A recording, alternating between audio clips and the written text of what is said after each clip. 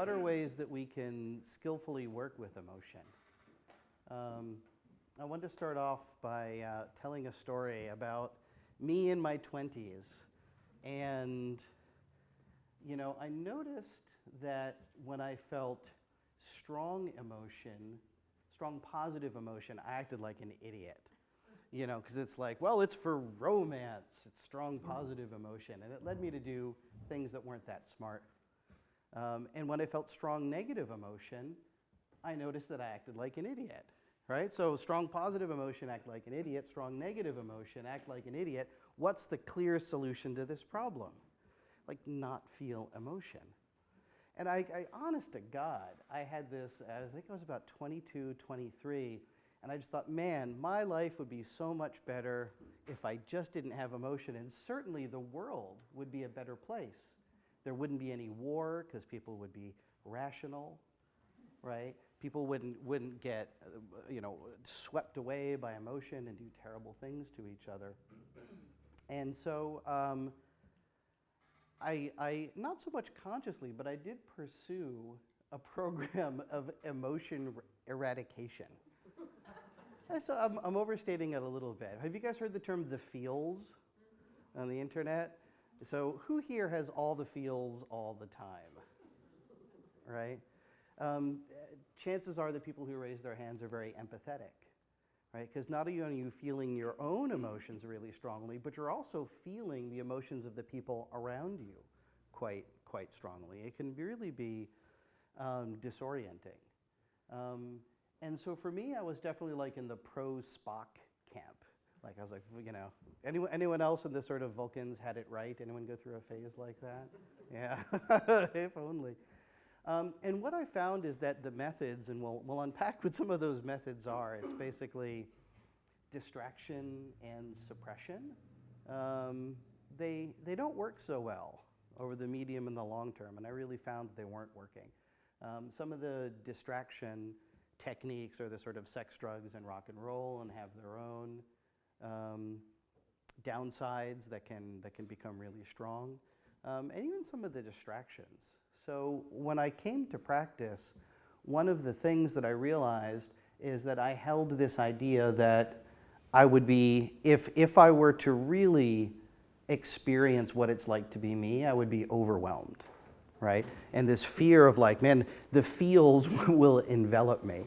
So I definitely had quite a bit of resistance. In the beginning of practice, I was really drawn to like icy concentration practice. But what I found is that exploring emotions and becoming skillful with how they show up was really useful. And it led to much deeper ability to have friendships and romantic relationships. And interestingly, by paying attention to the own internal emotional state, I found that I actually had the capacity to hold my own emotions without being swayed by them. So I think a lot of things about this path and this practice are radically counterintuitive, right? It's like if you want to be at peace, pay attention to your emotions, right? If you want to get more stuff done, make sure that you sit in a corner, you know, for a certain amount of time if you want to be sort of more effective. And what I found after years of this practice was even the ability to hold the most painful experiences of my life. And to be open to them. You know, in particular, when my father was dying, I have a very strong memory of being in the ICU and really saying, during the meditation, I used the phrase, right now it's like this, and to be like, this is the sounds, this is the smells, this is the emotional experience of losing a parent who you're very close to. And what I found was actually the ability to not be overwhelmed by this emotion, but actually to stay with it and to fully experience it. And I would say that, you know, that experience of, in particular on my dad dying, you know, it was the worst thing that happens to me in my life. And it's also probably the biggest axis by which I've had a sense of healing to emerge. So, and so we're going to talk about what are some of the practices. We're going to talk a little bit about the science first, because I'm a fucking nerd. And then you can see the...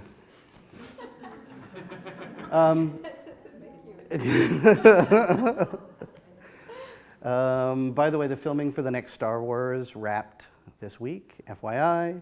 That's what you learn. What did you learn tonight at Against the Stream? I learned that Star Wars 8 wrapped filming this week. That's what, yeah, never mind them. I was about to say something vaguely sacrilegious about the Buddha and Star Wars, but we won't. No, I was just gonna say like I was gonna say that the Buddha endorses Star Wars. So I suppose there's something, the Tao of Yoda, we could go there. We could do something. Yeah, none of that's in my notes. Well, it's not been recorded for posterity. Oh, good thing it's not being broadcast to the internet and everyone on. That's right. Everyone's playing Pokemon Go. So yeah. So part of the reason why I like the science around mindfulness and meditation is, one, like I said, I'm a huge fucking nerd, and I find it interesting. Two is that, you know, a lot of Buddhism, I think, is understanding the mechanism such that you can work with it skillfully. And in some of these areas, science is beginning to have enough of a handle where it's useful in determining the practice. And the third part, and probably the most important part, is it makes it seem a whole lot less personal. Like when I go through my experience on the cushion, a lot of it feels like character flaws. But when we look at the mechanism, when we look at the science, we realize it's a biological imperative and not not a character flaw. We cling to pleasure and we run away from pain. You know, one of the most basic teachings of this practice. You're not a bad person if you're like that. And so I find that for all of those reasons, getting a little bit into the science helps. So let's do that. So Charles Darwin wrote a whole book on emotion. Most times when people think about Darwin, they think about his evolution, but he really felt that emotion was one of the two key traits that makes us so successful as a species. So as an experiment you can run at home is next time you get out of the shower, before you get dressed, stand in front of a mirror and say to yourself, I am the apex predator on this planet, right? And you're just like, oh, that's really unlikely. And Darwin thinks that there's two reasons for that. One is that we're clever, we build tools, but the second part is that we work in groups. And emotion, he saw, and I agree with, is the real cornerstone of our relationships to each other. From an evolutionary biology standpoint, emotion serves three purposes. And one is to instantly draw attention. So if you're on Muni and someone starts crying or yelling, every head in the place instantly snaps to it. It's this way of, in a group, quickly marshaling attention. The second part is fast communication. Fast, but not very accurate. Like if someone is crying or screaming, you know instantly something's wrong. And then the third part is actually to entrain a group response to it. Right? There's something that needs to be done. We need to get ready. There might be a threat. And so these things are super, super important. And so your emotion is a key part of who we are as a species. It serves a very, you can even call it a noble purpose. The other thing I think that's important to know about the science of emotion is that we have what's called a negativity bias, right? So in your mind's eye, call up your experience in 7th grade. All right, raise your hand if it was like some fucking blooper reel immediately of like shame and embarrassment and what you did wrong. There's a reason for that. We did not evolve for happiness. We evolved for survival. And a big part of that is it's been a successful strategy to pay very, very close attention to issues of social shame and danger, and to have those really be top of mind. Like, is that shitty? Yes. So again, like, it's not you if you're falling asleep and right before you fall asleep, the blooper reel starts, right? That's our evolutionary inheritance. And to just say like, I wish this wasn't happening is actually, or to distract yourself or to suppress those emotions are actually not super successful strategies. So in a way, I think it's important to honor emotion and to honor the blooper reel. And it's this way of just like laughing at it, just be like, You know, because sometimes when it happens, you're just like, it just seems like this is like, I'm an atheist, so I almost hesitate to use this term, but it's like the voice of God, of like, of course you're a terrible person. How could, look, here's all the evidence. But again, it's important, like this is just how we've evolved. What's also interesting is there have been some experiments on people who had severe epilepsy, and they've had to cut certain parts of their brain separate from the other parts of the brain. And in a couple cases, they actually separated the limbic system, the emotion center of the brain. And what they find is people who have that sectioning find it almost impossible to make any sort of decision, even basically. So again, our emotion is so intertwined with even some of our basic day-in-the-life strategies. So let's talk about ways to then regulate emotion. So there's the distraction ones. So this is sex, drugs, rock and roll, video games, Pokemon Go I mentioned, although that's really fun. How about things like Reddit or Facebook, where there's never an end to it? You can always just go a little bit further. Food, another thing, sort of any sort of sense pleasure. And then, of course, there's suppressing, of just being like, nope, this isn't happening. And this isn't happening can take place in a number of ways. Sometimes if you've ever had a very intense experience, you can feel disassociative, where you're actually checking out. And sometimes when you're talking with somebody and you can see that they're really triggered, you can actually see that they check out. And of course, if you're, in particular on the gender roles in our societies, if you're a man, right, it's like you're watching a movie and you feel the tears start, you're like, nope, not gonna cry, totally not gonna cry, not happening. And you just sort of will your emotions away. So these are some ways of dealing with emotion. And I don't want to even say that they're all bad, but I want to say that they all have their shadow side where there can be real consequences, particularly. So here's the good news about meditation, is that neuroplasticity exists, and you can train your mind by thinking in certain ways, and it'll result in changes to the structure and function of your brain. The bad news is neuroplasticity cuts both ways, and these habits we have around disassociation, suppression, also can become ingrained as habits and also have effects on our brain.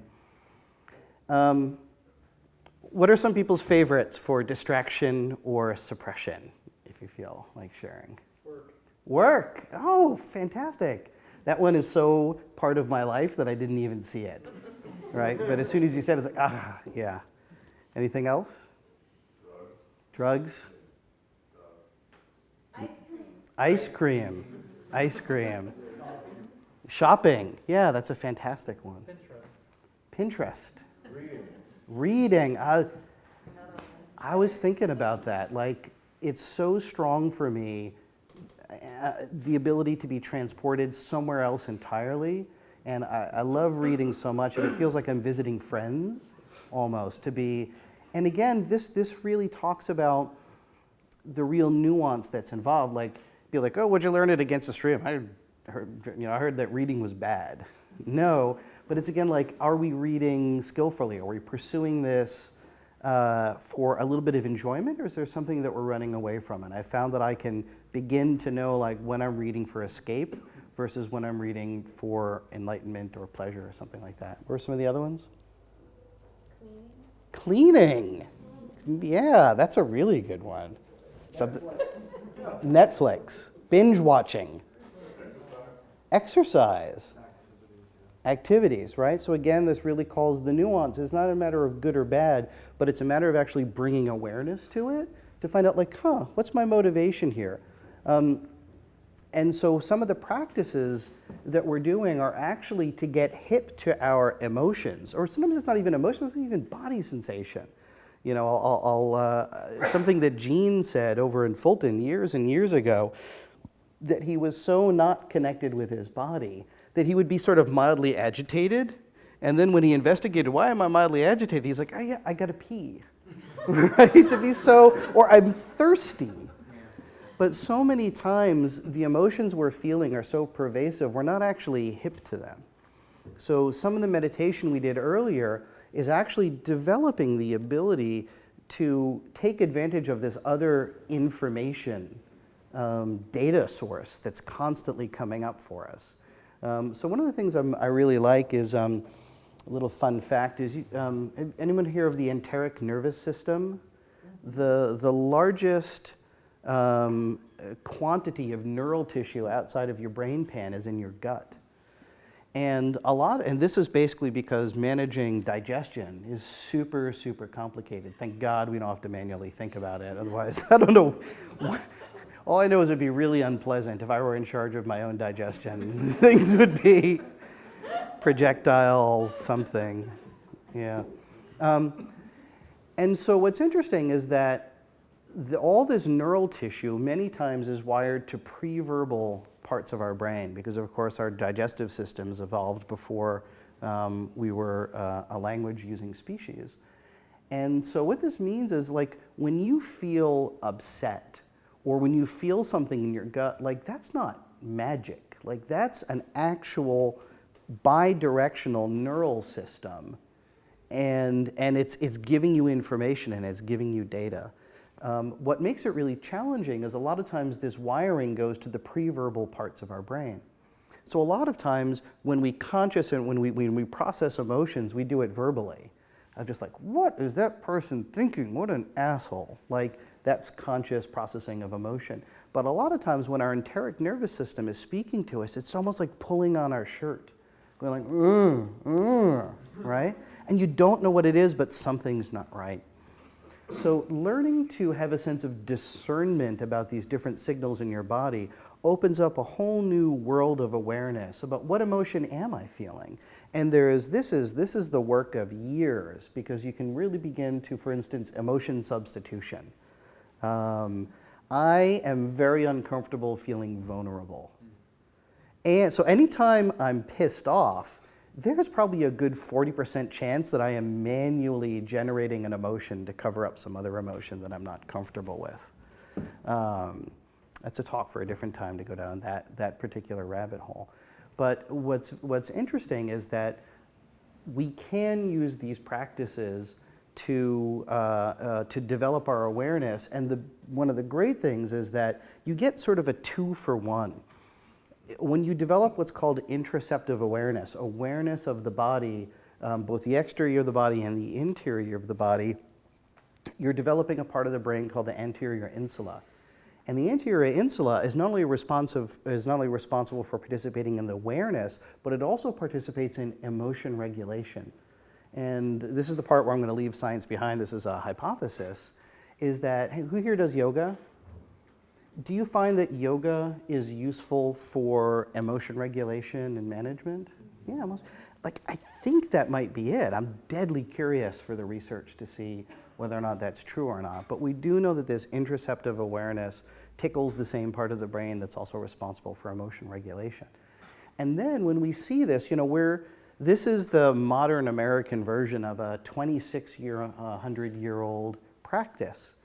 And we see a lot of these same things showing up in the suttas. The suttas are the writings of what is purported to be the Buddha's teaching. And we're going to talk a little bit about now switching to what does Buddhism have to say about these topics and looking for some sort of concordance. One of the things that makes me very excited is to see the way in which these things match up. Oh, actually, sorry, 2 other things about regulation methods. There's also some positive emotion regulation methods. One of them is to co-regulate with other people. Who here feels better if you're emotionally agitated when you speak to somebody else? All right? Again, we are designed as social animals, and in particular, babies don't have the ability to regulate their own emotions at all. It's all the caregiver actually regulating the child's emotion. Who here has kids? And who here has been up late nights? And essentially that's what you're doing, is you're regulating the child's emotion, or attempting to. And that works for us as adults too. So when we talk about skillful strategies, what we're going to talk about from here out is sort of meditation practice-based. But I really want to mention that the co-regulating with each other is super important. And also getting together in groups is really important. So thank you all for showing up for each other tonight. And really finding people, especially with with the 2 weeks that we've had, or 3 weeks between all of the violence, it's really important for us to come together. And one of these really important ways, in addition to some of the meditation stuff I'm going to tell you about, is being in community, is being connected. So it's important for us to not get tunnel vision about meditation, in particular, as we go about working with emotions skillfully. So when you develop a skillfulness with emotion, you begin to identify it, and then you're not necessarily swept away by it. And you guys know Viktor Frankl? Yeah, Viktor Frankl is a psychologist who survived the Holocaust, and one of my favorite quotes from him is that in between stimulus and response, there is a space, and in that space lies our capacity for freedom. So again, counterintuitively, if we really get hip to what are the bodily signs of emotion and what's our relationship to them, all of a sudden we cease to become a puppet on a string for these emotions, and we begin to have this ability to bring some consciousness to our actions. So for instance, like, how do I want to show up? What are the values that I really want to bring to this situation? So we're going to go through in some particulars about the first 2 of the 4 foundations of mindfulness. So this is from a sutta, or a writing down of the teaching of the Buddha called the Satipatthana. And there are 4 foundations of mindfulness that he covers. First is awareness of the body. 2 is awareness of feeling tones. And then the 2, which we're not going to cover, but I'll mention just so you're not left hanging, is awareness of mind states. And then the 4th is awareness of Dhamma, or the teachings. So we're going to focus on the first 2 because they're really applicable, and they're actually the meditation that we did earlier. So, as I mentioned before, this body awareness is really crucial. And in the Satipatthana, they cover a number of different kinds of body meditation. We did the body scan, but there's actually a contemplation of what your body is made up of, is one of the other meditations. And the other one is an enumeration of all the different parts of the body. So I really encourage you to check out sort of some of these body scans and making that part of your practice for the reasons that I mentioned before. And then the second is the feeling tones. This is one of my favorite practices. This is the pleasant, unpleasant, neutral stuff that we did. And the reason why I love that is it really feels like it removes me from the story. A lot of times when I start identifying an emotion in the body, I begin to get caught up in the story of like, oh, that person is an asshole, or oh my God, I am a terrible person. Some variation on the 2, maybe a combination of them. And being able to identify what's my relationship to it as pleasant, unpleasant, and neutral just gives me that little bit of an ability to step back, a little bit to not get caught up in the story of it. The other thing that's important is, remember, is one of our most successful strategies as a species for survival has been like, run away from that which is unpleasant and cling to which that is pleasant. This gives us the ability to not be the puppet in the string just by becoming aware. And what's interesting is sometimes it's not the actual sensation, but our relationship to it. So for instance, if someone were to push you off a building, the sensations you might feel would be like a beating heart, a sinking feeling in the stomach, a sweat on the hands, eyes getting dilated. But if you're on a roller coaster, what are the sensations? Pretty much the same thing. So it puts us in this mode of, what's my relationship to the thing? And then you can bring this to bear in practice in many different ways. So even if you're doing breath meditation and you find yourself swept away by something, and then when you come back, again, asking yourself is this pleasant? A lot of times we find ourselves retreating from meditation into pleasant fantasies as a way of sort of escaping and just realizing, oh, that was pleasant. Or sometimes when we have intrusive thoughts, we feel like that was unpleasant. And our relationship with neutral is super interesting. We sort of don't like neutral, right? When it comes to neutral, there's sort of a shit or get off the pot, like be pleasant or be unpleasant, but make up your damn mind, right? So even noticing that where we don't really have a strong opinion can be super useful. And so ways that you can bring this to bear, as I mentioned, is by doing the body scan, is also by adding the Vedanas, as they're called, or the feeling tones for your meditation.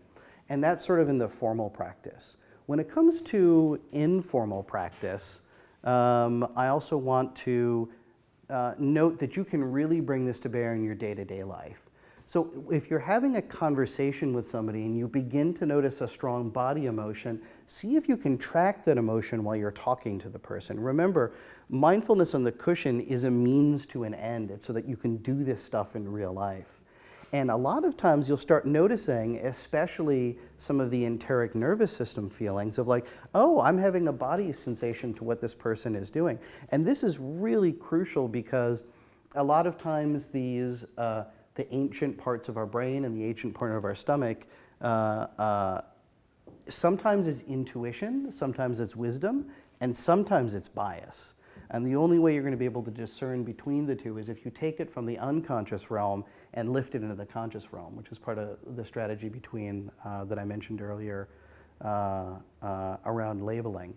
And it can also be really fun if you're just going through your life and just noticing like pleasant, unpleasant, neutral, because it's really interesting. Sometimes something that starts off at pleasant, it's the same sensation, and then it becomes neutral, and then it becomes unpleasant after a while. So again, if we get hip to this, then we can really notice like, what's my relationship to the stuff that's going on? So, to review, working skillfully with emotion can be really beneficial. And your internal emotional life is not your fault, right? It's really the result of millions of years of evolution and stuff that's been really successful for us as a species. And using mindfulness and meditation, you can train this interoceptive awareness through body awareness, and then emotion awareness, and then Vedana or feeling tone awareness. All of that helps you get a little bit of a step back and create what's a lot of times is called like the sacred pause in between stimulus and response. So questions or thoughts? Could you comment more on the feeling tones? I always just sort of don't quite get how that works in day-to-day life. What is the value of walking down the street and labeling pleasant, unpleasant, neutral for every visual or auditory stimulation that I come across? I don't know how to use it. Right. So you wouldn't necessarily need to label everything, but it's about creating an awareness of what's my relationship to this set of stimuli. So for instance, a lot of times if we're aversive to something, it may not be above the waterline that we're actually aversive. So putting a label on it is it's a way of saying, what's my relationship to this thing? Or another way of putting it is like, right now it's like this, but what is this? A lot of times we walk... Could you give it a couple of concrete illustrations? I don't know what you're talking about. Sure, thank you for asking for the clarification. So let me try and give a clear one. So for instance, let's say you're going in a hot spring or a hot tub. When you first get in, it feels amazing. You're like, oh, pleasant. And you can notice the sensations of warmth. And then after a while, you begin to get too hot and it becomes sort of neutral, right? And then on top of that, then it becomes unpleasant and you need to get out of it. So without that bringing that conscious awareness, that moment by moment present time awareness, you may be acting in ways in response to your relationship, but not actively aware at it. So it's fine to be on autopilot sometimes, but in particular in our relationships with other people and when we're finding ourselves driven by emotion, it's really good to realize like, oh, I'm having an emotion and I like it or I don't like it, just as a way of getting that space back. Was that a useful example? Go ahead. I just don't. Yeah, let me try one more. So your Tell me if you could tell me something in relationship. yeah. So when you're speaking with somebody, sometimes I won't be aware that I'm having that I'm aversive to somebody. A lot of times if it's subtle. So this might be somebody who's just always you're aversive to, and you actually cease to notice if you're like, oh, that's just the way it is. this person is a difficult person, but you're not actually realizing this person is, I find them habitually difficult, because we just find ourselves getting used to it and be like, oh, I'm really aversive to this person. That can be useful. Or at the same time, if you're feeling like, oh, I'm really drawn to this person, that can be useful information. So it's a way of escaping maybe a complicated story that goes in loops and loops, and just saying, what's my orientation towards this? Do you then question it? Why am I aversive? Yeah, so you can investigate it as to be like, why is that? So at this point, this is, so for instance, I'll draw into some Freudian stuff. You might realize like, oh, this person is just like my mother, right? That's a thing of, oh, I'm aversive to this. So you can then get into these areas of insight and questioning and unpacking it. So I hope that was useful. So I've been guiding, whitewater rafting guiding, with a GoPro. And so I've been guiding for the last few weeks with the same people. And this one person and I just don't seem to get along. And I heard through the grapevine that I'm very aggressive towards her. And I didn't know that, right? And I'm just like, forward, or whatever, right? Back paddle, you know how. And then I was like, really, I gotta check this out. So I watched the GoPro. And sure enough, right? But in my mind, it's not really like that, right? And so it is sometimes just over your head. You don't necessarily catch it. I mean, a blind spot is the nature of a blind spot. It's blind. Right. And so going back to the community, your Sangha, it's nice that they can point some of that stuff out. Or you can take that self-reflective time. If you don't necessarily catch it, you have your friends, or you have a GoPro. Right. Oh, shit. Yeah, I mean, a lot of this insight practice is about self-awareness, self-management, and compassion and empathy. And a lot of times having someone else point it out for you is a really, really good strategy. You may bounce, but Sorry? you may bounce from it when they point it out to you. Like, what do you mean? Oh, right. Not like that. But then you come back, yeah, right, thanks. Unpleasant, right? So, I mean, so for instance, part of the ways that you could use, and maybe this is a better answer to the previous question, is when I have a blind spot pointed out to me, it's almost always beneficial to me, and it fucking sucks, right? Because it's like, oh, I'm not showing up as the kind of person that I want to be. And my inner voice, my inner experience is extremely self-critical. And so when someone tells me, particularly about a way that I'm causing harm when I didn't intend to, it's excruciating. And if you learn that, if you're like, oh, unpleasant, if you become aware that like, I really don't like what this person is telling me, then all of a sudden you realize like, oh, this is unpleasant. I'm going to be resistant to what this person is telling me. And that's, like my toolkit of dealing with that situation is like, argue the facts. So maybe this is where the GoPro wouldn't be a good idea, because then you just evidence, right?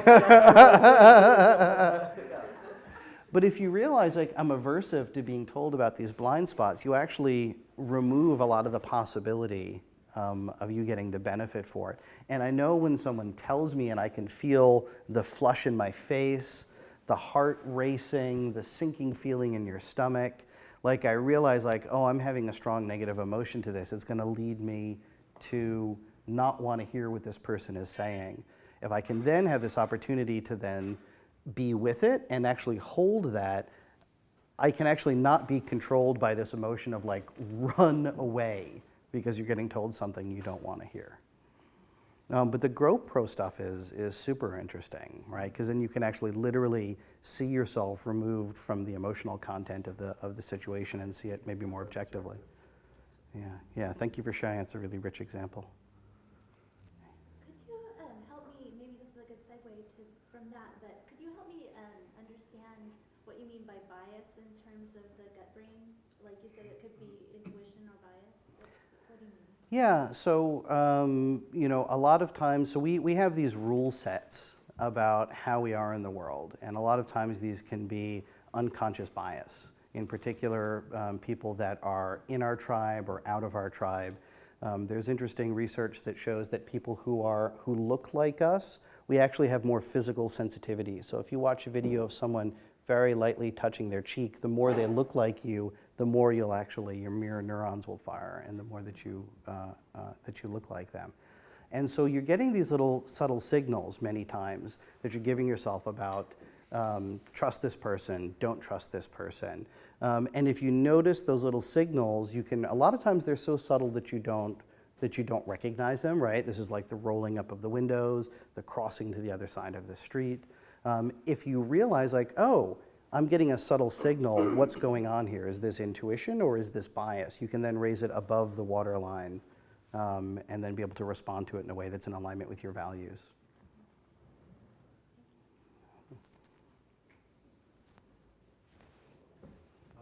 Two questions. One, in a situation where you're reactivating a decent amount of fear, the heart racing makes sense, but I have experience of really having to fight to keep my breath deep and from the diaphragm rather than like quick upper chest breathing, because that just freaks me out more because I have much less oxygen. What is the function of that on a neurological level? Why does the breath move like that? Andy? Not off the top of my head. Let me think about it for a second and see if I have an answer. If there's anybody here who has an answer. Okay, well, so in the fight or flight sympathetic nervous system, it serves you to be over oxygen to get ready to run. You know, so when you study this, they teach you to lower these muscles and breathe deep and stimulate the parasympathetic. It's meditation. Yeah, that's a fantastic answer. Thank you. And also in the same fear response, what's always referred to as butterflies or stage shadow, is that the entire nervous system? Yeah. Is that a ton of blood being pulled? It seems like in that scenario, with that being aroused, I've heard also there's blood being pulled into your core, which doesn't make sense. Like, I'm about to throw down, I don't need to be digesting shit. I need to be ready to start. Yeah, that's actually the cessation of digestion, and then the pumping of blood away into the extremities so that you can fight or flight. So the parasympathetic nervous system is the rest and digest. So fight and flight, rest and digest. So it's the idea that those butterflies are actually the rapid switching of the systems from one to the other. And do the blood only come back to you? Yeah, and then you have the sensations of butterfly. Like I thought that wasn't real. Like going back to Spock Bill in his 20s. Like I just thought that was bullshit. Like I just thought like I don't know what this is, but it's obviously not real because it's not verbal. So yeah. Flight or, it's a switch between flight or, Fight or flight, and then rest and digest are the two systems. So when butterflies, it's the feeling in the stomach, the feeling of Butterflies typically refers to the skipped beat in the heart, which are premature ventricular contractions, which is also a symptom of that sympathetic nervous system. I think that is. When I think of butterflies, it's much lower down in the gut. It could just be we have different. Was that what you were talking about? More up here with your heart skipping a beat, or more just like the snakes wriggling butterflies? Yeah, I mean, both, but like butterflies is definitely like lower down. Yeah. So it's the rapid switching into the upregulation to respond to physically to a fight or flight system. Can you repeat what you said again about yoga and it was that the interrogation? Yeah, so my hypothesis, something I'm curious about, is that we know that training interoceptive awareness, a minute understanding of the body and the position of the body in space, develops and changes the anterior insula, which is also a part that's involved in emotion regulation. So something I'm curious about is if you develop this real fine-grained understanding of the body and the movement of the body, then you're also developing emotional regulation skills, and that's something that I've just found to be, I'm curious about and interested in.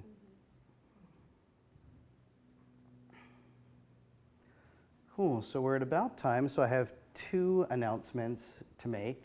One is, I really encourage you to check out Living the Eightfold Path with Devin and Enrique. They're two of my favorite people, and I think it's important that for folks who are going to sign up that they do so within the next couple days. So there's posters over there, and there's information available on the Urban Dharma website.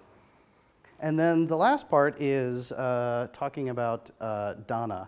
So Dana is a means of practicing generosity. These teachings are offered freely, and if you would like to support the teachers and the facility here, obviously keeping a facility open in San Francisco is costly. There's a basket on the way out, and I believe that they can also do credit cards with that. So you're invited to do that, and everyone here is welcome regardless of the exchange of money. So with that, thank you so much for practicing with our group tonight, and look forward to seeing you soon.